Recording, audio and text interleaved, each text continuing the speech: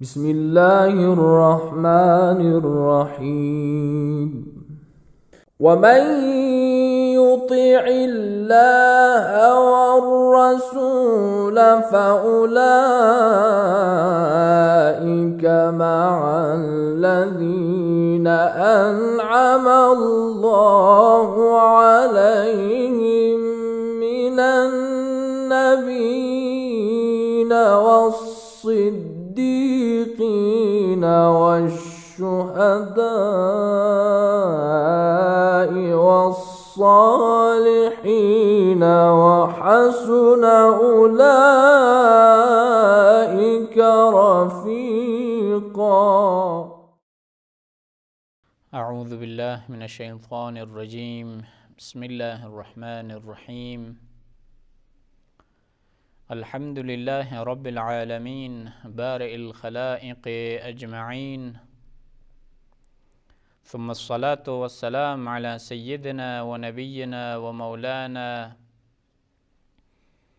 وحبيب قلوبنا وطبيب نفوسنا وشفيع ذنوبنا أبي القاسم مصطفى محمد صلى الله عليه وآله أجمعين وأصحابه المنتجبين. أما بعد، قال الله تعالى في كتابه الكريم: ما كان محمد أبا أحد من رجالكم ولكن رسول الله وخاتم النبيين وكان الله بكل شيء عليما. In the name of Allah, the most merciful, the most gracious.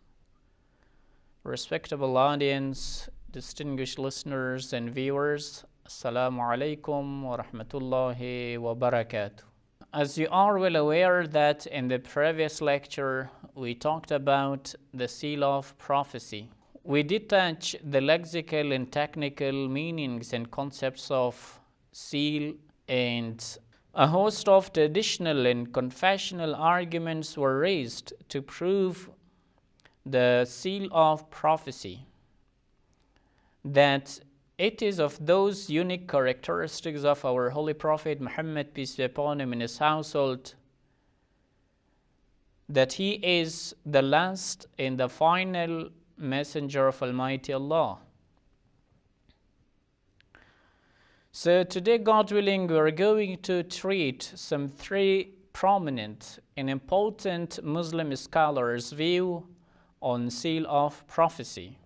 So you know that the variety of opinions about the seal of prophecy changed this topic to a very difficult and complicated theological discussion. We can have two confessional and non-confessional perspective. The topic of seal of prophecy can be studied, can be observed from two different confessional and non-confessional perspectives.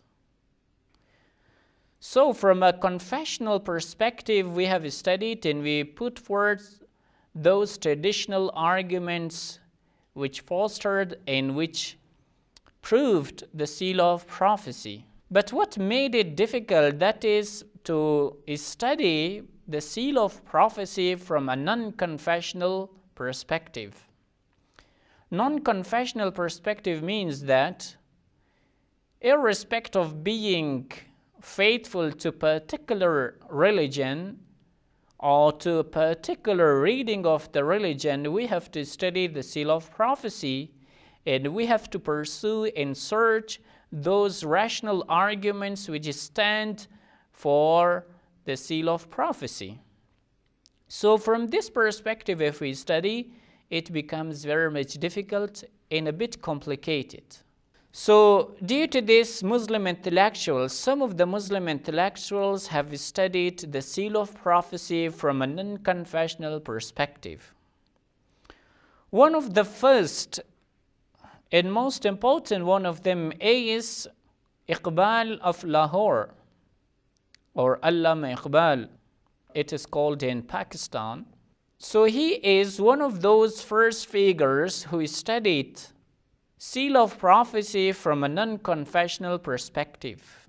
You know that due to his educational background, that he was there in the West and was fully acquainted with the Western schools of thought, so he studied seal of prophecy from that perspective, saying that revelation is related to those ancient times when the human beings had not reached their intellectual maturity.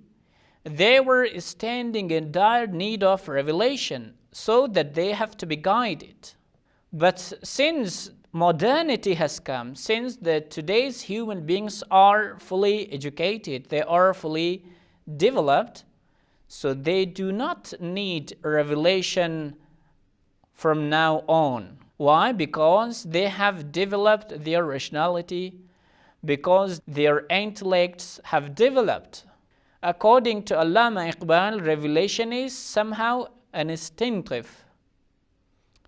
So the animals are guided by instinctive. If the human beings reach their evolution, if the human beings exercise their development, so they do not need instincts, they do not need instinctive guidance. Rather, they have to develop and they have to design their own destiny by their own hands, by their own rationale, by their own understanding. Furthermore, there's no need of the human beings to revelation. Why? Because after modernity, after the Enlightenment era, the human beings have reached the level that they can do what they can do for themselves. They can manage their life. They can manage their prosperity in this world. So there is no need that they have to abide by those religious and revelatory knowledge. It is the abstract argument that Allama Iqbal makes about revelation. And to further explain his opinion, it should be mentioned that Allama Iqbal is of the view that there are various stages in the human history. When the human beings were child, when the human beings were in their immature period, so they were in need of revelation and instructive guidance. But now they have reached and they are provided with their intellectual maturity. So there is no need for revelation. So this understanding of Allama Iqbal seems to be contradictory with that of the typical Islamic recitation of the revelation. You know that there are various arguments that human beings would always remain in need of revelation. His intellect cannot compensate. His intellect cannot design prosperity for him in this world, even neither in this world nor in the hereafter. Intellect has nothing to do with designing prosperity in the life hereafter, because it does not have any access to the life hereafter, so that it has to produce verdicts and decrees for.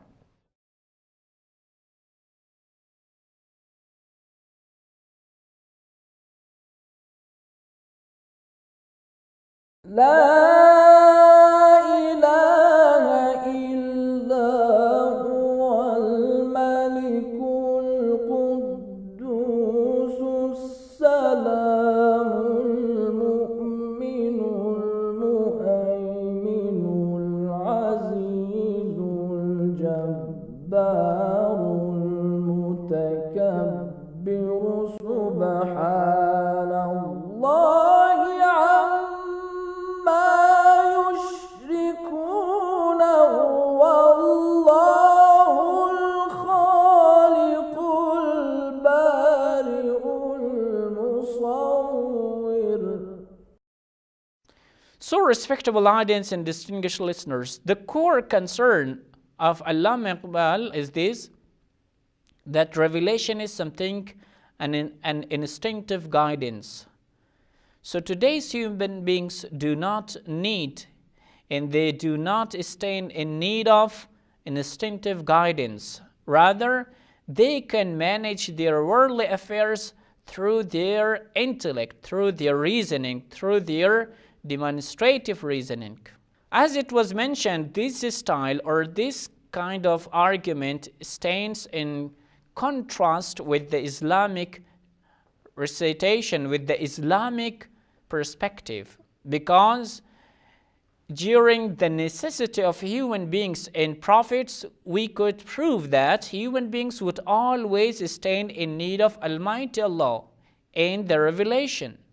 Furthermore, according to Iqbal of Lahore, human being can discern their expediencies, can discern and design their prosperity in this world. While from the Islamic perspective, it is true that human beings do not have this capacity to design their prosperity and to define their prosperity in this world, leaving aside the life hereafter. The third important criticism is that, according to Allama Iqbal, human being is able to conceive all aspects of human's life, while we say that human beings are not able to have a thorough knowledge of himself, because human beings cannot be restricted to their physical and corporeal aspects. There are psychological, there are mental aspects, there are aspects that human beings cannot have access to, as it was mentioned, the life hereafter.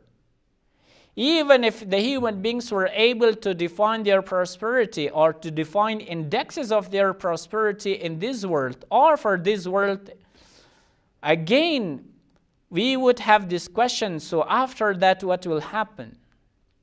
So here the revelation comes and says or gives us good news is about the life hereafter. That if you do this in this world, for sure in the life hereafter you will be experiencing these results and these consequences.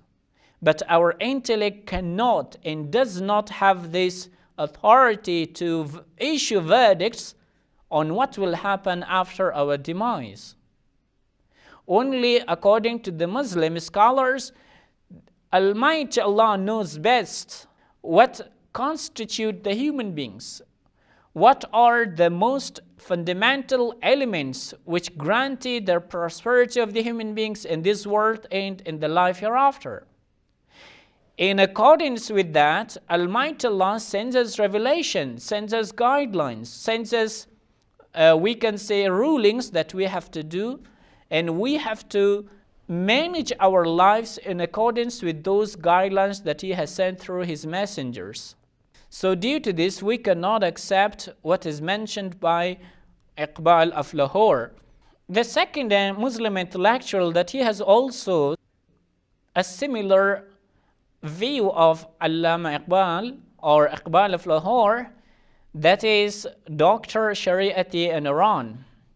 He has also his own version of how to interpret the seal of prophecy.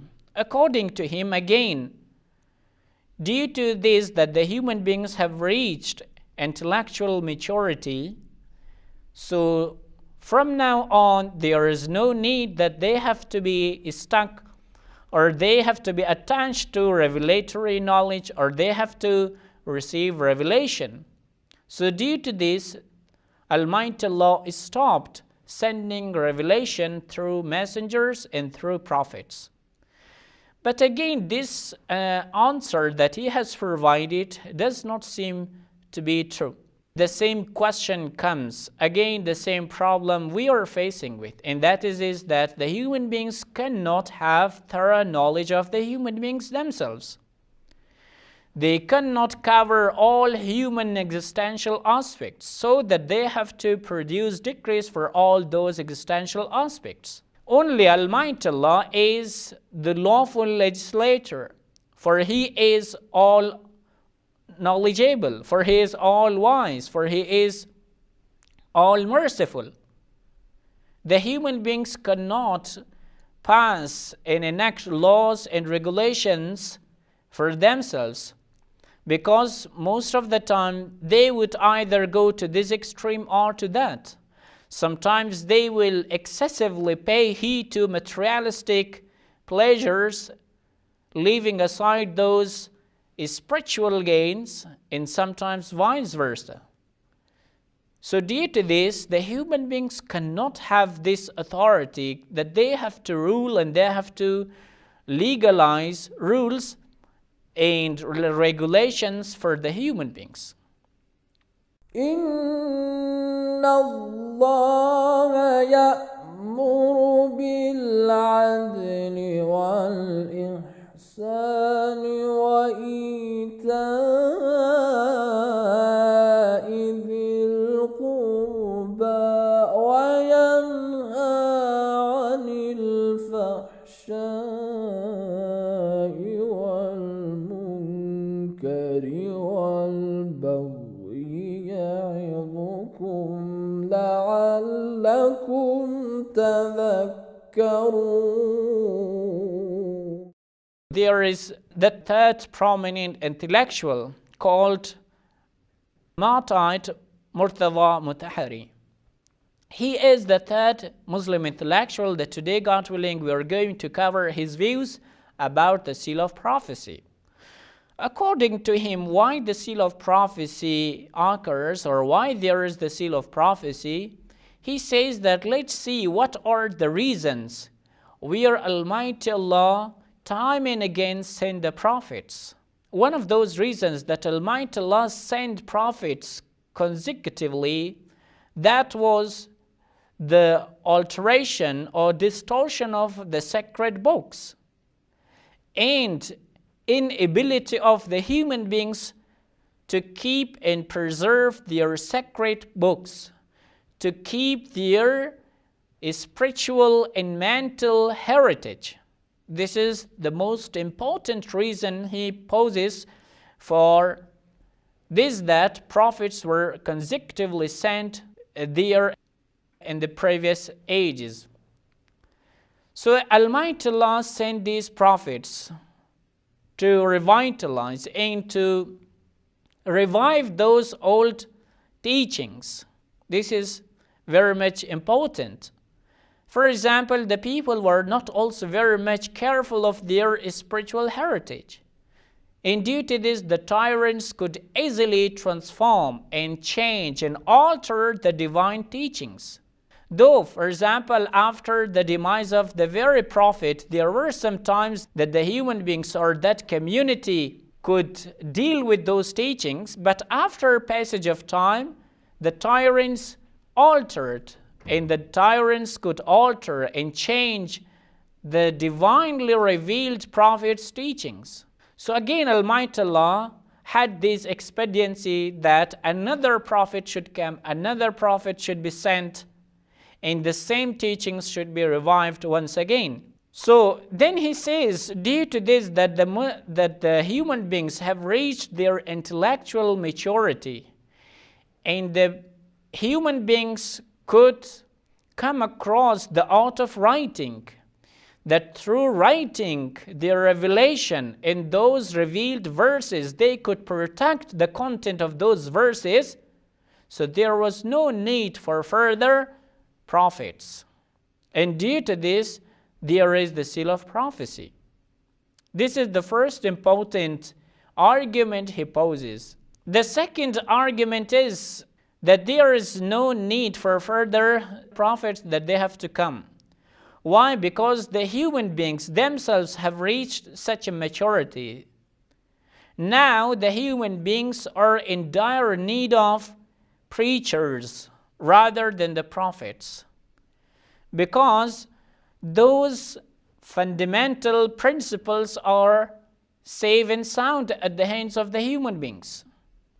Those fundamental principles which are derived from the religion of Islam, they are still safe and sound. They have not been distorted.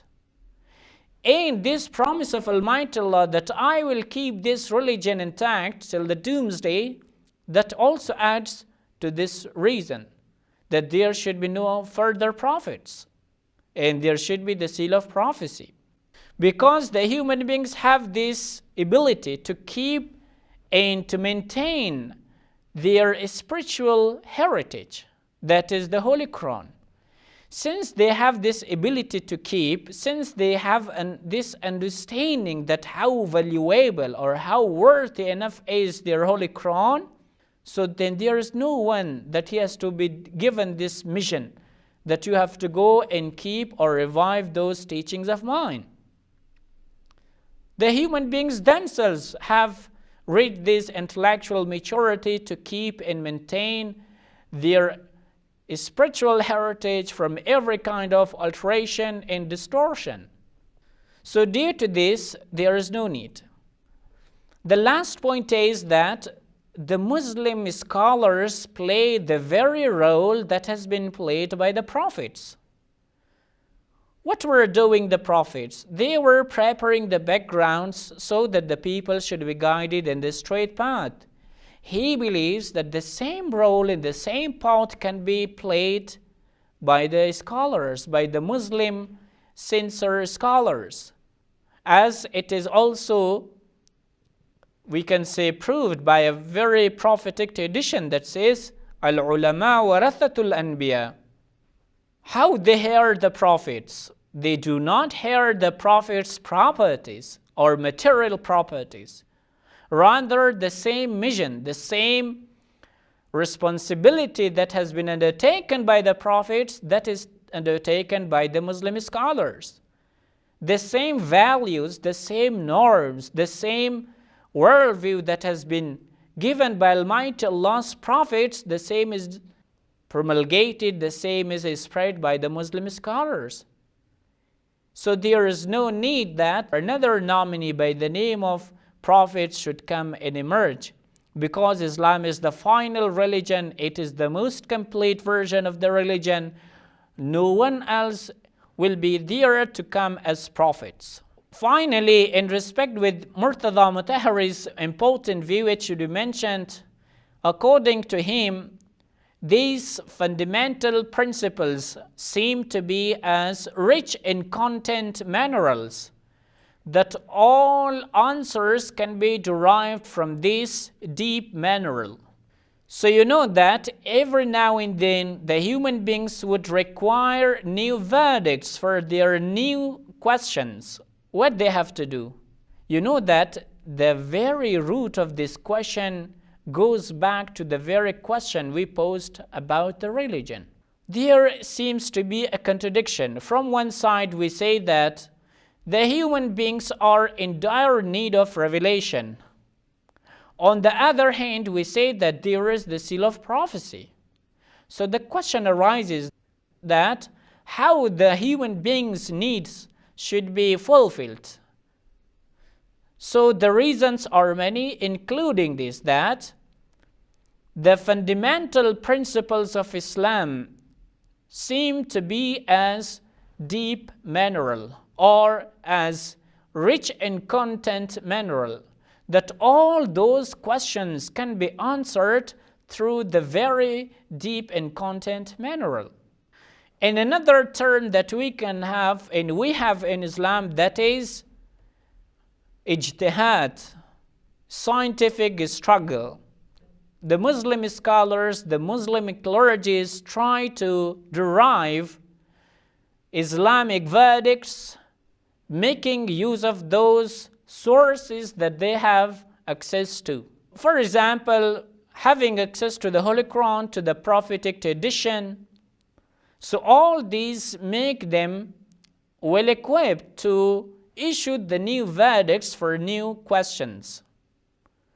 Why? Because every human being is in dire need of the responses for his questions. Religious questions, political questions, economic questions, different sorts of questions he might have. So according to a Muslim scholar, if revelation has stopped, yes, but the religion that has been sent to us, that is the most complete religion. Almighty Allah said, اليوم أكملت لكم دينكم وأتممت عليكم نعمتي وَرَضِيتُ لَكُمُ الْإِسْلَامَ دِينًا. Today, I have just been satisfied that your religion, Islam, should be the religion for you. إن الله يأمر بالعدل والإحسان وإيتاء ذي القربى وينهى عن الفحشاء والمنكر والبغي يعظكم لعلكم تذكرون. So the question arises, is this version able to give our answers till the doomsday? According to the Muslim scholars, yes. The question again arises, is it able to meet all those changeable needs of the human beings? Again, the Muslim scholars say yes. Why? Because not only Islam have touched the changeable and variable needs of the human beings, but also those fixed and unchangeable or immutable needs of the human beings. Human beings are always exposed to two different immutable or inimmutable, we can say, needs and necessities. They're always to face their immutable and changing needs and requirements. Islam does have this capacity, Islam does have this capability not to only answer those changeable or unchangeable questions, but also to those variable and changing questions. How?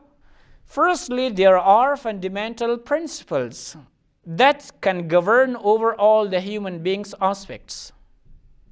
Secondly, there is a term called ijtihad, scientific struggle by the Muslim scholars to draw the verdicts from the Holy Quran, from the prophetic tradition, and to draw principles, rules, or maxims.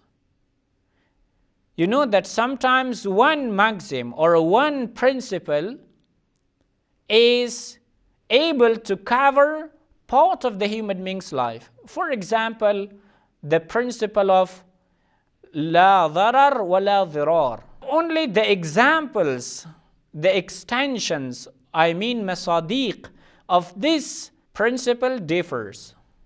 Otherwise, the content is the same. Today, the vehicles should not be parked in a manner that should harm your Muslim brother. So these principles are very much general, very much universal. To summarize, what was the most important points raised by Shahid Mutahari, that was this, that the possibility of distortion of the previous religions, this is the first reason that we have the seal of prophecy. The second is that the intellectual maturity of the human beings.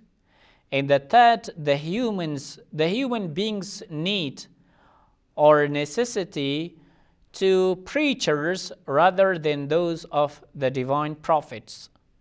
Through the preachers, their needs can be met and fulfilled. So there is no need that the prophecy should continue forever. So dear listeners and respectable audience, these were the three important Muslim intellectuals' views about the seal of prophecy. Again, it should be emphasized and reiterated that the seal of prophecy can be studied from two confessional and non-confessional perspectives. From a confessional perspective, there are some valid and reasonable arguments that can prove the seal of the prophecy and our Prophet Muhammad, peace be upon him, as the seal of prophets, as the final messenger of Almighty Allah. To study the seal of prophecy from a non-confessional perspective, from a purely rational, we can say, approach, that seems a bit difficult to prove. May Almighty Allah bless us all that we have to understand all these concepts and later on apply them in our own practical life, so that we have to be given the eternal felicity. Thank you very much. Wassalamu alaikum wa rahmatullahi wa barakatuh. اللهم انفعنا بالعلم وزينا بالحلم وجملنا بالعافية وكرمنا بالتقوى. إن وليي الله الذي نزل الكتاب وهو يتولى الصالحين.